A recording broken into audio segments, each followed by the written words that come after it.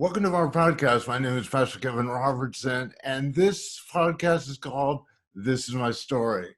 Now, today, I'm going to interview a gentleman that I met when he was an infant in Portland, Oregon. I remember my mom and my uncle and my aunt were looking over him, counting his toes and counting his fingers, and we're excited because my aunt and uncle could never have children of their own. So we, as a family, and George was my uncle's name and Georgina was my aunt's name, they adopted a young, healthy kid named Brian. And so I want to introduce you to Brian. Brian is not an infant anymore. He's not a kid anymore, but he is a grown adult. So welcome to the podcast, Brian. How old are you now? I'm 48.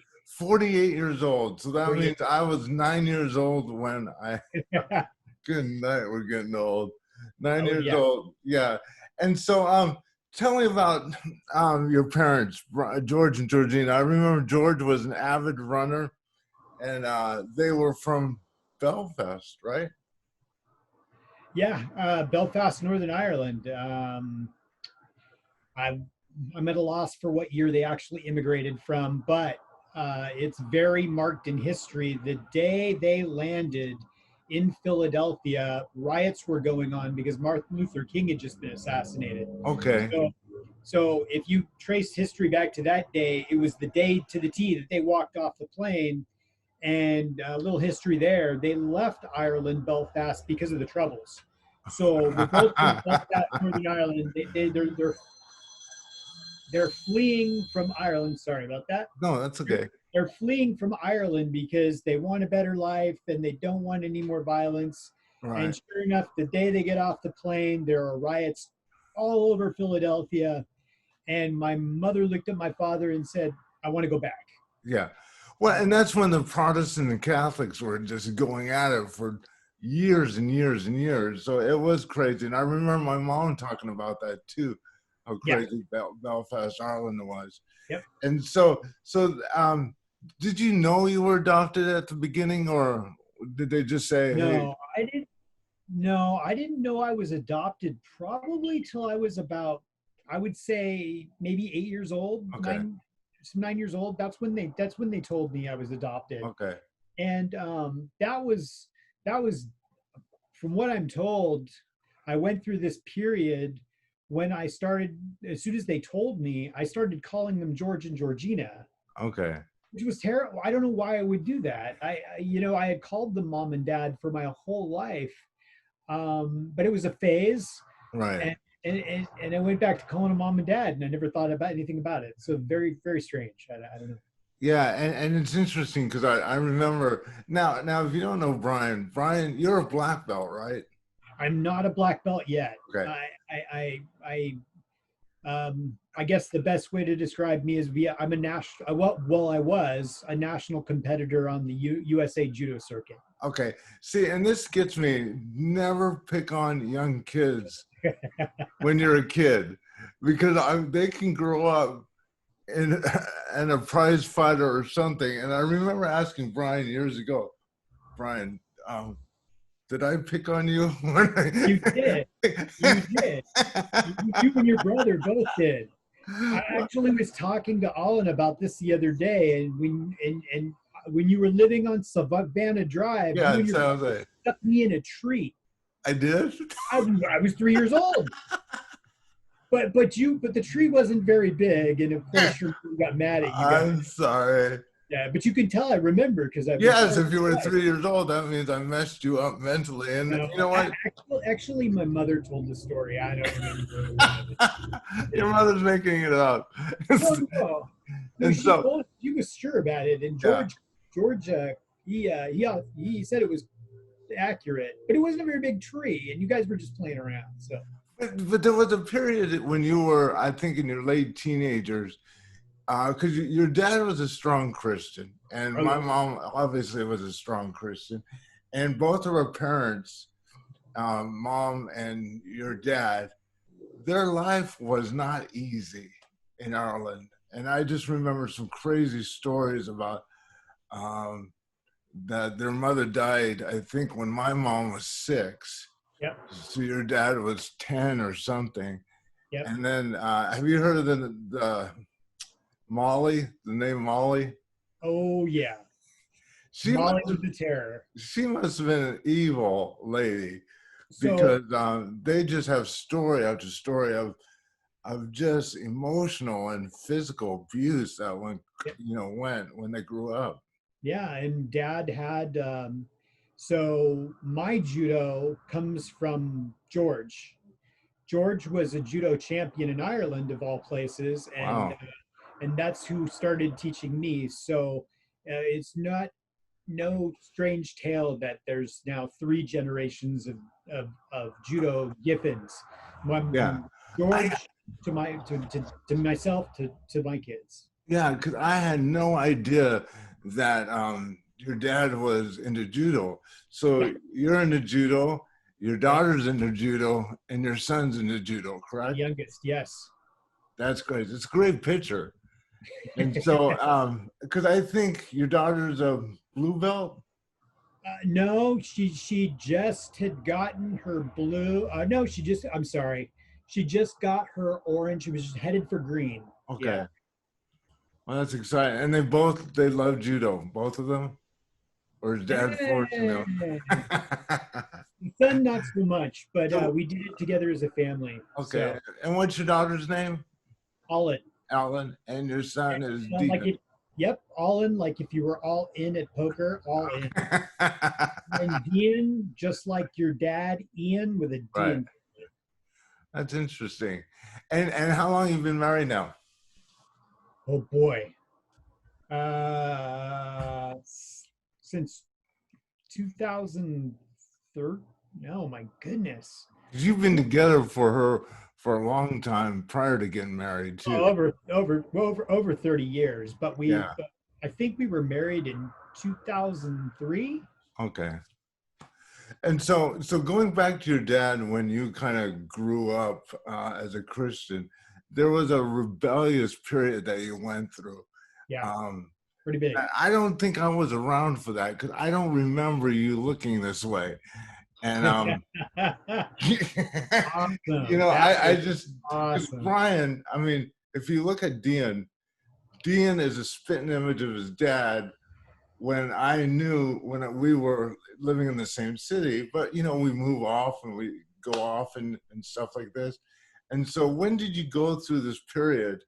Oh man, as soon as I went into high school, Okay. probably started in junior high, and it did. It started in junior high, and maybe a little bit earlier, Uh, but right about then, before you go into junior high, I really got into some wild punk rock music and some crazy stuff. that's cool. And so this is what, because now I know you, Mhm. you're a very strong family man. You've been with your wife since 2003. You have two wonderful children. You're Mhm. talking about God all the time. Yeah. And so I'm just curious from that mohawk sitting with a cigarette, and you had a certain type of scooter too, didn't you? Oh, yeah. I was always riding around in some kind of motor vehicle. So when did you go, okay, did you say I need to get my life back together? I need No, to, I didn't. what happened? Um, Man, I just got worse and worse and crazier and crazier, and I don't know why. I think when you're young, and then also being adopted, you search for a certain acceptance, Hmm. and maybe a certain identity that you never really. It's hard to identify with because even no matter you may love the people you live with as your parents, as your family, there's always something inside of you that doesn't identify with anybody. Right, And so I searched for that exception, like many people, right? I think right, this is a pretty common thing from anywhere. And unfortunately, mine came from really negative places, and that wasn't all negative at first. right. Was self-expression, but it certainly went down that path into negativity, all kinds of trouble. Just really a a dark place. Right. And that continued through a really large part of my life. And I mellowed out a little when I got married, but I was still, heavily drinking. And then, I had always had that, what you would consider a very hard Irish work ethic Right. that I, that I'd been given from George, which was a good thing. Right. Um, and so I just would self-absorb myself with work. Okay. And I think, no, I know, I hit rock bottom when my wife started having some problems and she wasn't doing so well. Didn't work. I was taken off, and of all places, I had been in the desert for a couple of days, Right. and I was in Glamis, and I had been racing dune buggies and motorcycles out there, Hmm. and I was on the way home, and I was in the back seat of my friend's truck, and I just was thinking about things very heavily, Hmm. and about God and about myself and what everything my father had taught me. And I just came to the edge of myself, and it hit me like a ton of bricks. And I honestly believe it was the Lord just calling me back, saying, "Come, come home, come back. Right. Let's talk. Let's do this." Right. And I had a friend. You're gonna love this. I have a Okay. friend who we grew up together. Was also very much in the punk rock scene, Hmm. and he had a bout with heroin, Okay. and it turned into full-blown addiction to the point where he went to prison for it. Oh, wow. Cleaned up in prison, met the Lord, Hmm. and went to seminary. Okay. Right. Yeah. So he and I at that time had just started texting out of nowhere. I Right. mean, literally out of nowhere. Okay. And I text him, and I'm just like, man, and I text him where I was at, and how I felt, and then I felt like the Lord was calling me back, and he just hit me with some heavy texts, Right. just brought me back, and it Right. was full circle, and there's no way that you can tell me that any of that was for chance, because I heard God speaking to me in the back of that truck, Right. loud and clear. No, that's cool. And it kind of broke up. You were saying this is where your wife, Care, was starting to get sick, right? Yeah, we didn't really know at that time what was going on with her. Okay. We had been to several specialists, been to all kinds of doctors, and they could not figure it out at that time. Okay. They didn't know. And Um, so later on, you discovered that she has what?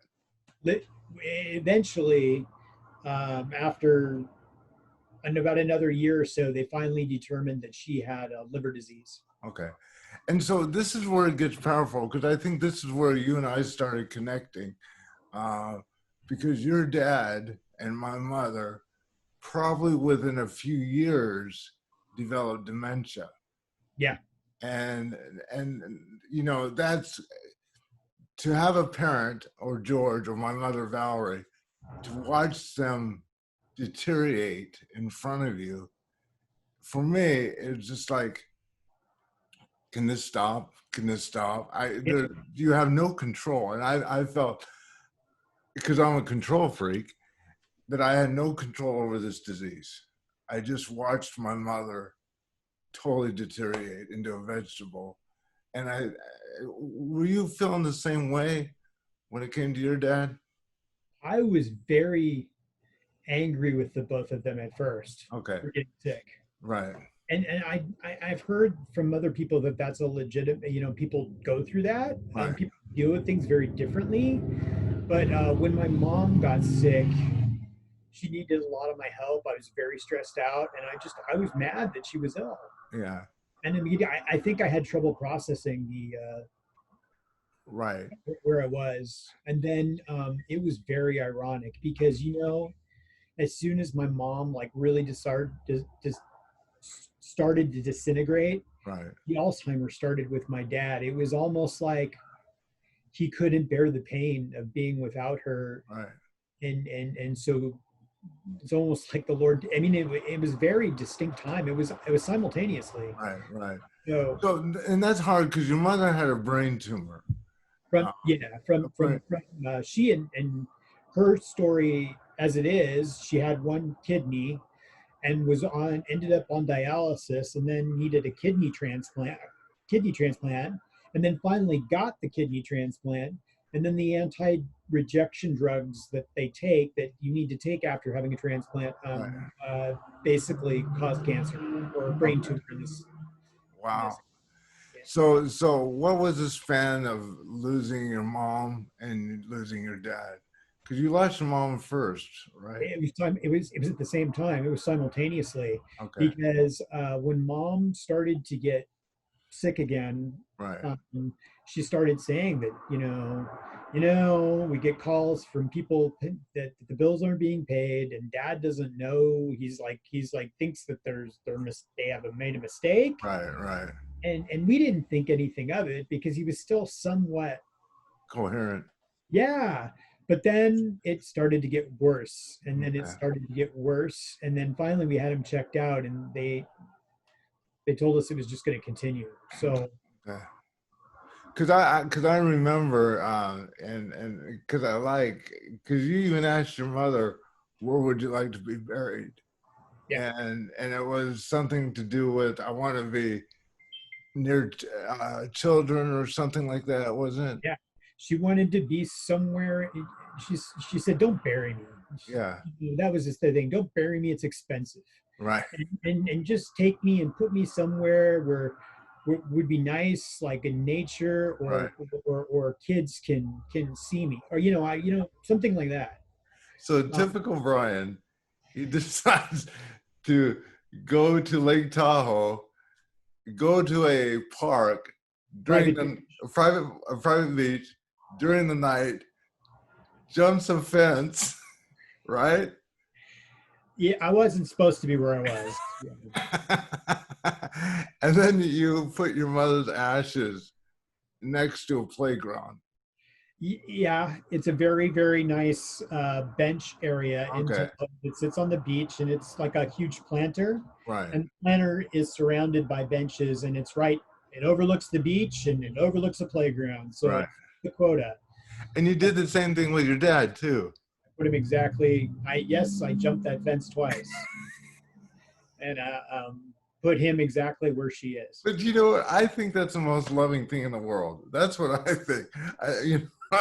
And it's totally illegal, but that's what you did. It's a place that we go to as a family. Yeah, And it's a we I mean we live in Northern California, so Tahoe's only about 3 hour drive, right. and it's a place we frequent. So it's very nice to go there and sit on the bench and think of them both. And Okay. I often think of them sitting on that bench together. Well, that's So, cool.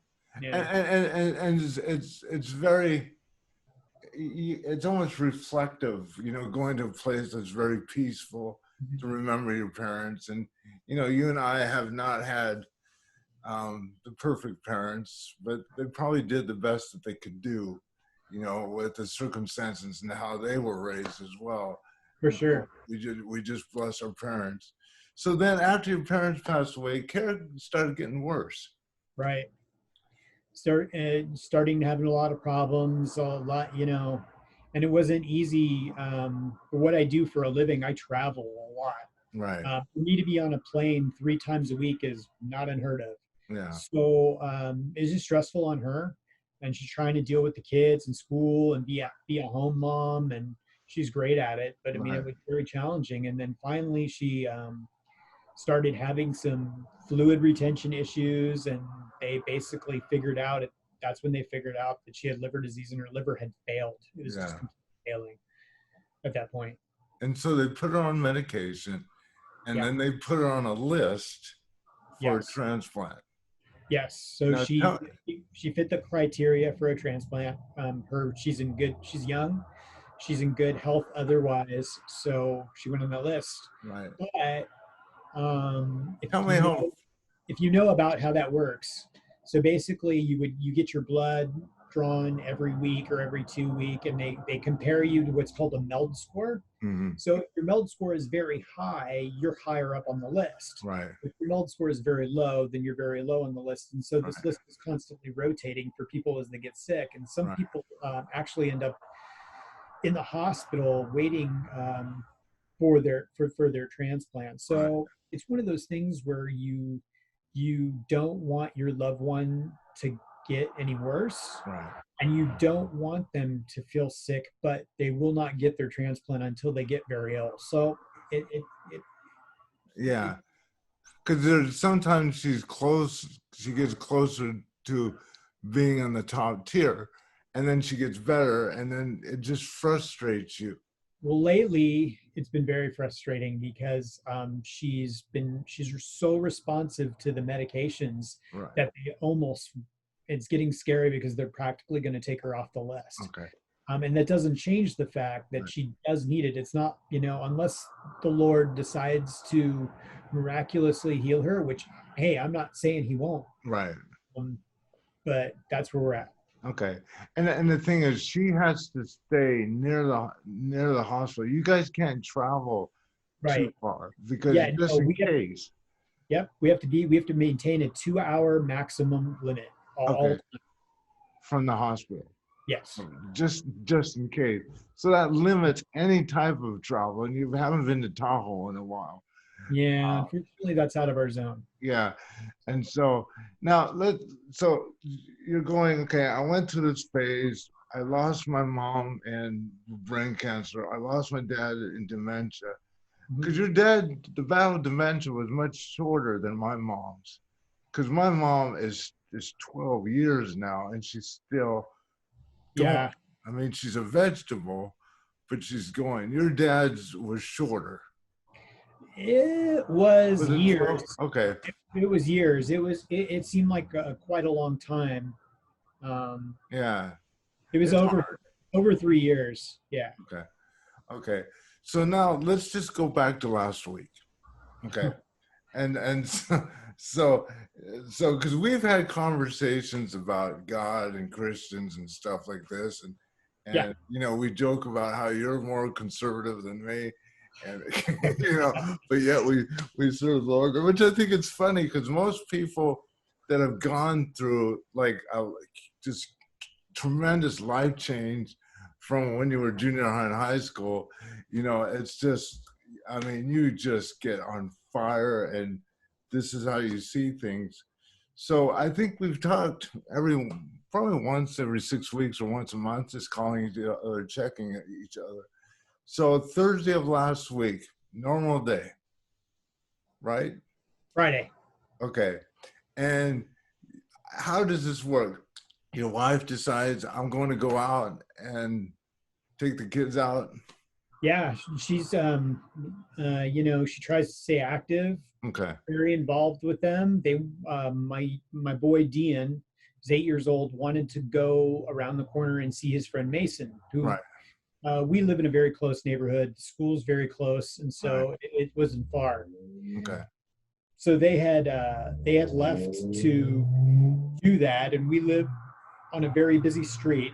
I can tell because I hear traffic all the time. So they went to cross the street, and they had waited for the crosswalk, pushed the button, and traffic had stopped. And my daughter was first in front, and then Right. my son would be in the middle because he's the smallest, and my wife always would be behind. That's generally the way they did it. Okay. And as she rolled into the street, she was struck at 40 miles an hour. Okay. So the police report says that the person that hit her did not brake, No, and it said 40 miles an hour. And Yep. the police report also said that your daughter flew 40 feet. approximately 40 feet. 40 feet. Now, you weren't around. You didn't see this happen. No. So tell me what happened, how you found out. Man, I work from home like a lot of people right now. Right. And my office is upstairs my house, and I heard a pounding on the door. And like many times before, I figured it was the kids because sometimes I forget something, Right. and then they'll just pound on the door to have me open the door. So I did that, and there's my son standing there, just completely distraught. Okay. And this man I don't know. I did not know who he was. He didn't look familiar. And my son ran upstairs screaming and slammed the door in his bedroom. So naturally, things are going through my head. I don't know who this gentleman is. Yeah. Where's my wife? Where's my daughter? He's with my son, Yeah. and he knew my name. And he said, Okay. Brian, I'm real. I don't want to tell you this. I don't want to tell you this. Okay. But your daughter's been hit by a car, and it is deafening. This what he said. It just permeates you, and it just Yeah. It's sees like you. I would assume your body just goes into this Complete weird. denial, just shock, and then naturally the first thing out of my mouth was just she alive, Yeah. because I knew from the way he was, you could see it and look at it in his eyes, the terror, the Right. complete terror, Yeah. and he wouldn't Do you, answer me. do you think he sees it? Do you think he saw the wreck? Did he see it happen? The Yeah, gentleman? he was close by. Okay. So when you said, is she alive? He didn't say anything. He wouldn't tell me, and naturally that just She's dead. flipped me out, and I took off like a shot. I didn't Okay. close the door. I didn't do anything. I ran. I just ran. I ran down the street, and he chased after me. And when I got out to the main street, I looked Okay. And down. your son's at the school. Your son's still in his room, right? He's in his room. Okay. So you're running. Okay. I can see her lying in the street, probably about maybe 30, 40 yards ahead of me. I Did you? can see the commotion, and I can see the look on people's faces, complete panic. And I Okay. ran. I bolted. I'm a pretty fast runner, Right. but it was the longest run of my life, and And it then took you me. ran, and I think you told me that there was a gentleman holding your daughter's head. Yeah, yeah. When I got there on the ground, when I found her, she was covered in blood, Okay. and she was choking and coughing and hacking, and blood was coming out of her mouth. So naturally, I just figured these are internal bleedings. Right. My wife was in hysterics. My son had come back, Okay.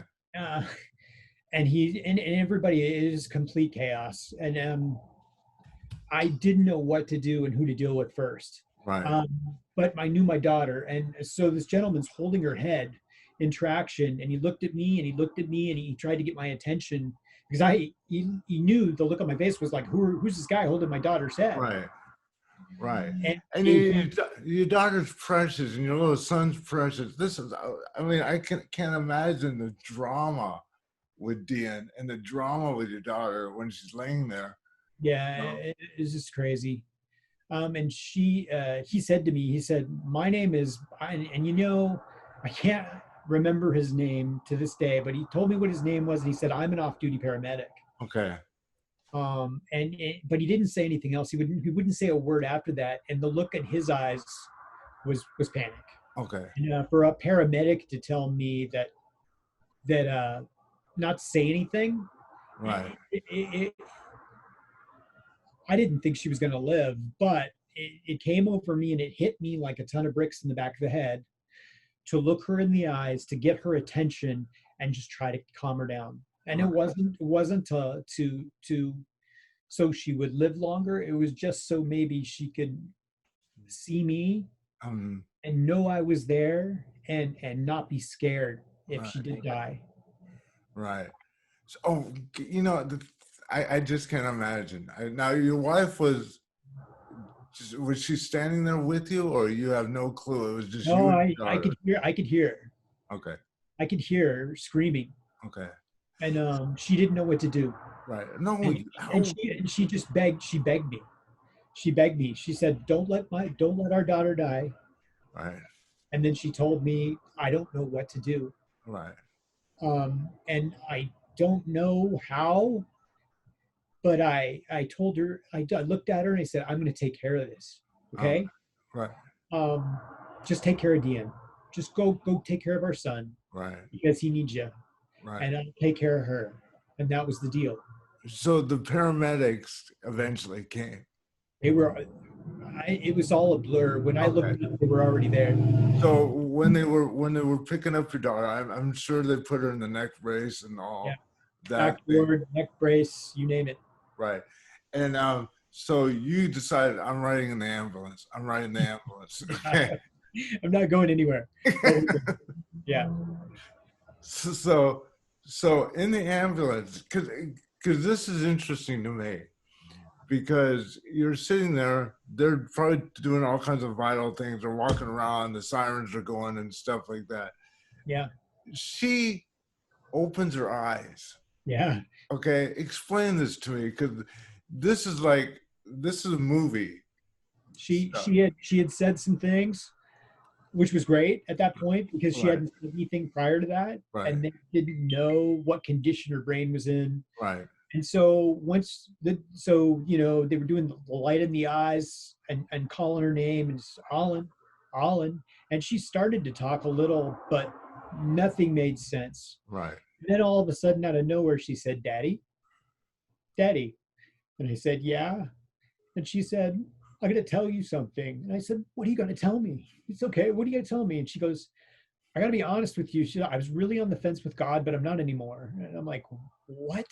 And the paramedic looked at me and I looked at him and we just, I mean, like literally stared at each other. And Right. she goes, "Yeah." She goes, "You know, he talked to me and I'm not, I'm, I, I believe now." And I'm like, "That's great, Olin. You know, that's great because we had had these conversations. You know, as a father, you want your children to uh, believe and you want to ensure that with them and make sure Right. they're on the right path, you know."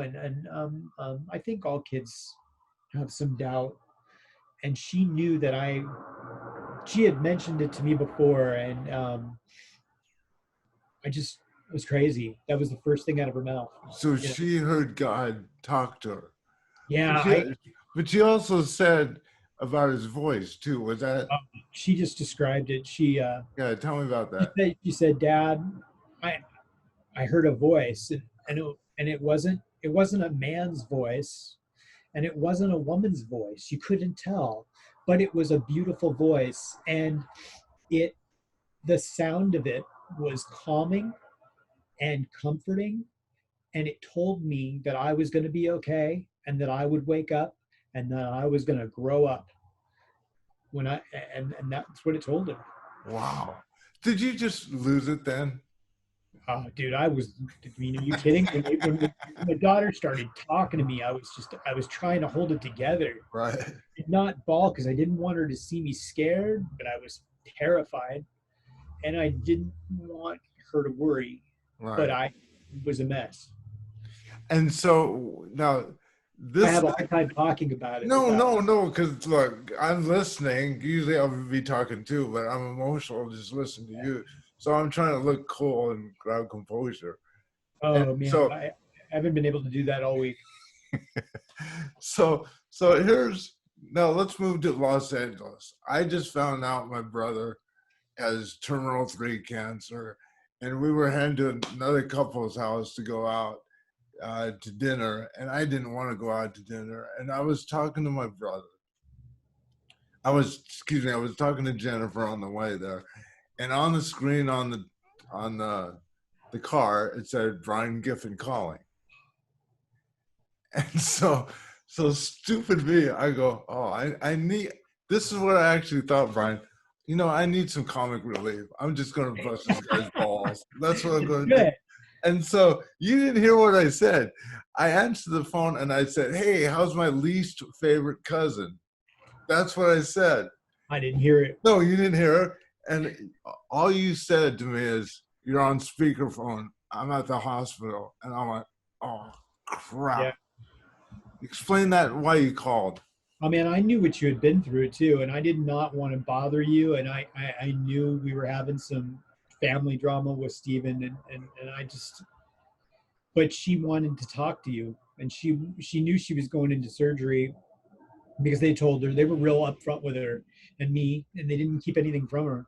Mhm. Um, and she just said, "You know, you get can you get Kevin on the phone? I want to pray." Right.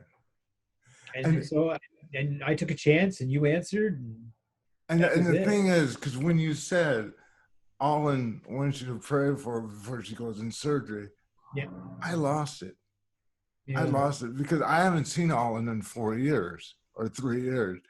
And it's not like I say, hey, let's talk to Olin. You know, we have memories. So I'm thinking, oh, good night. Sure, I love to pray. And so, and then I hear her voice, like just a little girl voice. And then I go, hold it, hold it, hold it. Don't lose it, don't lose it. I look at Jennifer. She's gone. She's lost it. She's crying. And so I remember telling Alan, Jesus loves you. He saved you. He protects you. He cares about you. And so I prayed for the surgeons and all that to protect, you know, like a 12-year-old prayer yeah. that you would pray. And so then I lost it. And I just remember telling her, man, I am a mess. You know exactly what she said? She said, I am more of a mess than you are. Yeah. I was going, oh, and when I got off the phone and I'm promising I'll buy her a gift, I'm promising I want to go see you, you know, and stuff like this. And my wife started thinking, they're 9 hours away, you know, and it's just, it was so hard. And I just cannot imagine. So the surgery, she had surgery. She did. She went in And surgery. we wheeled her in for surgery. And What did again, they discover that they well, needed to do surgery on? basically the ball joint of your hip Right, sits there like an ice cream cone, if you can imagine that. right. And so the whole ice cream cone was broken off. Okay, So the X-ray showed them that, and it also showed that it had splintered, which is not great. right. You have arteries there, and there's all kinds of issues that can happen. Mhm. So they were just real honest. We got to go in and fix this thing, Okay, and we got to do it now. right. They And told, not only the hip, but it was the jaw as well. yeah, yeah. She had her other leg, fractured ankle, fractured kneecap, and a broken jaw in two places. Yeah. Okay. Yeah, I didn't know about the kneecap and stuff Yeah, like but that. they're minor, and they didn't end up requiring surgery. So it's like Okay, at that point. okay. This So poor girl. we wheeled her in for surgery, and again, I'm trying to keep. I wouldn't leave her until they told me you got to go. Right. And I'm like, can't I just wait till she goes to sleep? And they just told me until she goes to sleep. And they Forget said the no. coronavirus. They said no. They said no. They're all. This is it. You need to tell her goodbye. And man, it was the hardest not to cry. Just your daughter laying there, Right, but the whole time she had this look of peace on her face, and she right, never cried, and she never screamed, and she smiled ear to ear, and no one in the room, surgeons, doctors, could figure it out. right. And she looks at me and she goes, "Stop worrying about me. I'm gonna be fine. Jesus told me so." And they wheeled her out, and that was it. Seriously, I mean, I had Because to. I remember you telling me that you said, I want you to know Jesus loves you. And what Yeah, exactly she said? she's I she's like, I know that. He told me. He actually told her when she was in the ambulance. Yeah. And so now the long way, because I think I called you at 11:40 that night when we were coming Yep. back home. But the surgery was successful. Yeah. Went really well. They were very happy. One of those surgeons that was very stern. You want somebody to tell you it's going to be great, everything's going to be fine. That's not how they work. They're very matter of fact, and he went in, he told me that he went in there, cleaned up a lot of spurs, which was what we were concerned about. Right. And then they were able to put 4 screws in her hip.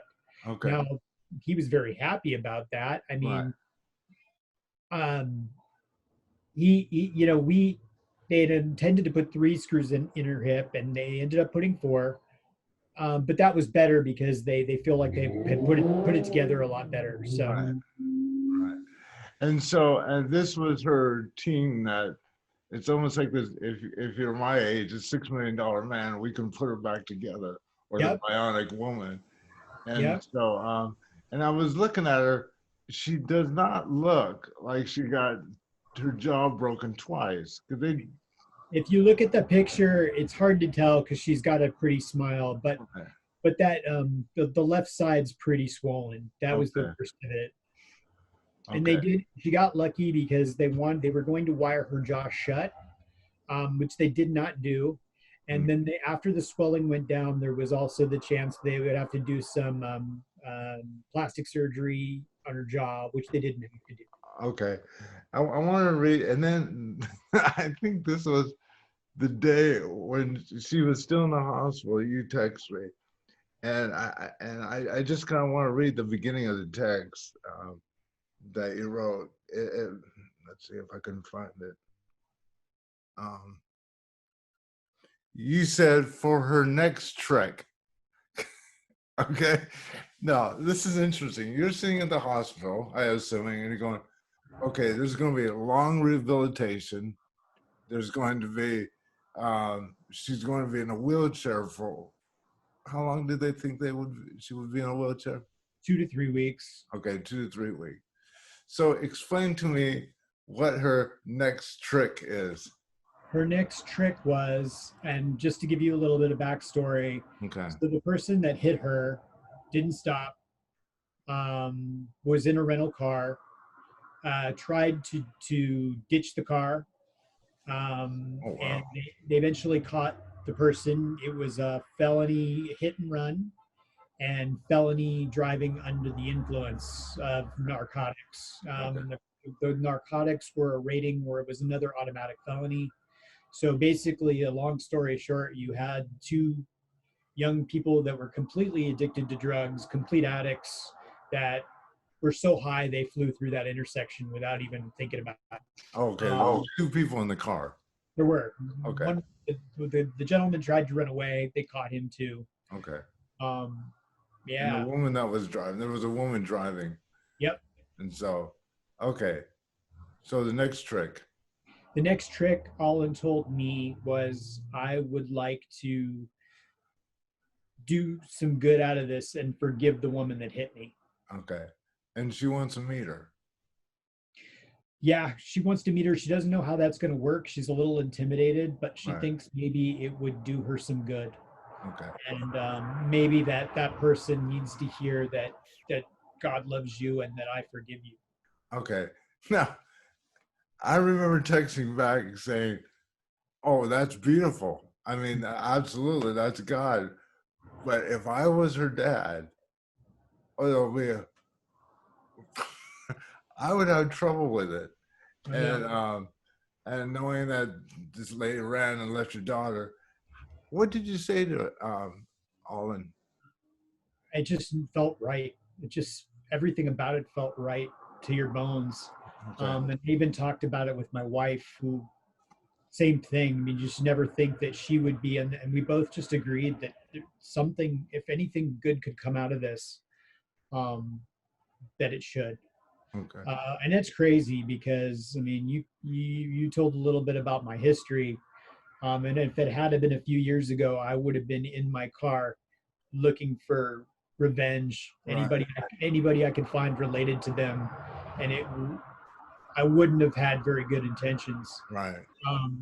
And for now, for me to be able to like be at that place of peace where it just doesn't, I'm just so happy to have her with me, and Right. and to be able to understand where my daughter's coming from, and agree with her that maybe some good can come from this. Yeah. That's Now the thing was, Dean, he's been really quiet about all of this. He hasn't talked about it. So I'm kind of worried about what's going through this, because he's only 8 or 9. He's only 8, and he's had some difficulty. He doesn't want to talk about it. Yeah. And he's always been a shy person to begin with. Right. This has kind of made it worse. So. Yeah. So we definitely need to pray. But the cool thing is, some good stuff is already happening. Like, you got a call from the Concord Police Department. Yeah. And explain what happened just hours ago. They've been so great. I mean, everything that happened on this situation from the minute it happened was, you know, it was just amazing. people came out of nowhere Right. and blocked off the streets that didn't know us, and in a corona environment, no less. Right. um stopped caring about masks for 2 seconds, and it wasn't out of carelessness. Right. It was out of compassion for a little girl Right. laying in the road. Some lady who jumped in her car knowing that no one was going to do anything and sped after the car and got the license plate number. Right. So that's how they caught the perpetrator. An off-duty police officer saw the car in his neighborhood abandoned and Mm. called it in. I've had so many police officers and surgeons tell me that she shouldn't be alive, that she shouldn't be in the condition that she's in, that they never catch cars that fast or perpetrators that fast, Right. and they most certainly do not get them in enough time to do a blood analysis Right. to prosecute them. Absolutely. And to show you why, Jennifer, she doesn't like to ask questions. She Googled Concord hit and run. And she goes, you know how many hit and runs are in Concord, California? There's dozens. That she was going, no, that's not Brian. That wasn't the wrong day. So there's a lot of hit and runs that happen all the time. And so they're speaking from experience, which Yep. I think is crazy. And so they decided to do a parade. Explain this. Yeah, I'm sorry, I lost track. They Oh, that's okay. they did a parade. They drove past our house today. I don't even know. It was just the parade just kept going forever, and then they brought her a new bicycle. Well, that's cool. Did they like present it to her? Yeah. And then Yeah. she goes, I'm never riding this bike again. Or She I think she's warming up to it, but Yeah. she'll definitely not be the same kind of bike rider that she was. no, definitely not. And also, they presented her a new bike, but Dion, they presented what? They gave him a gift card for his favorite thing, which is Roblox, which is the video game he's crazy about, and they presented it to him as a hero because the last thing his mother screamed at him was "Go get help," and he's only 8, and that's Right. exactly what he did. He Right. ran and got help. Now the thing is, you're on Facebook a lot, and I've noticed that when I was scrolling down your pictures, it's like you're running. Here, I ran 12 miles today. I ran 8 miles today. Here's a picture of where I ran. But this one kind of stuck out to me. If you can read what this was, your post, I think yesterday or today. This actually looks like where I run too, so that's why I was drawn to it. It says, "The Lord is good. The Lord is good, a refuge in times of trouble." In the end is it's Nahum Okay, that's 1:7. his name. So this meant something to you to post it. The Lord is good. He is my refuge. Explain how the Lord has been a refuge to you. Because it's been a week. It's been a week and a day now since she was hit by a car. Yeah, I have never.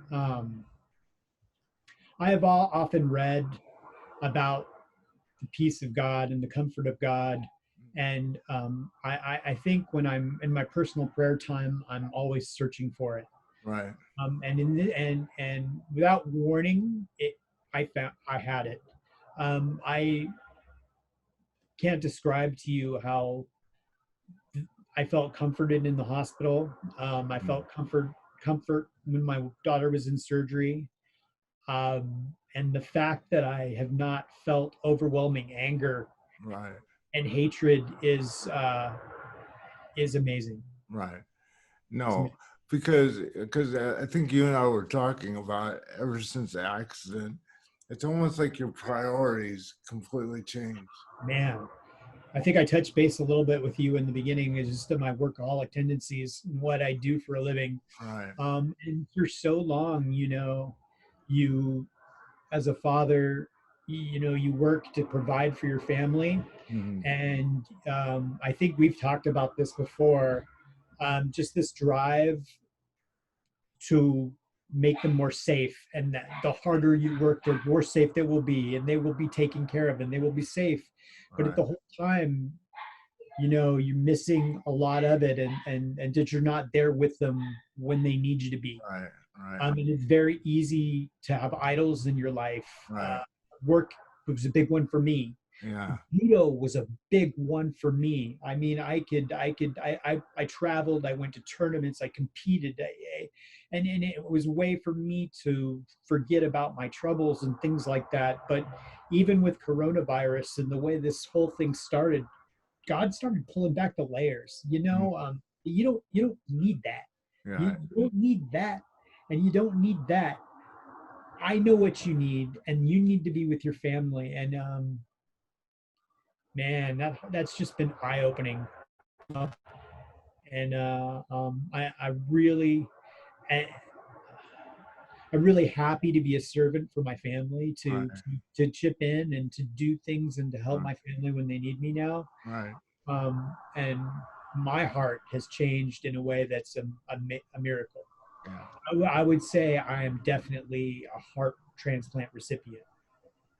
That is a good point, and that's a good point to finish the podcast. Is all of us? It's almost like that scripture, "Restore unto me." Uh, what is that? Restore unto me a new spirit, a new heart, and it's important to understand that God is in the job of restoration. God is in the job of transformation, and even through these tough times that we go through, that this is incredible of just hearing about your daughter, hearing about the Lord, because I remember I'm a pastor, 57 years old.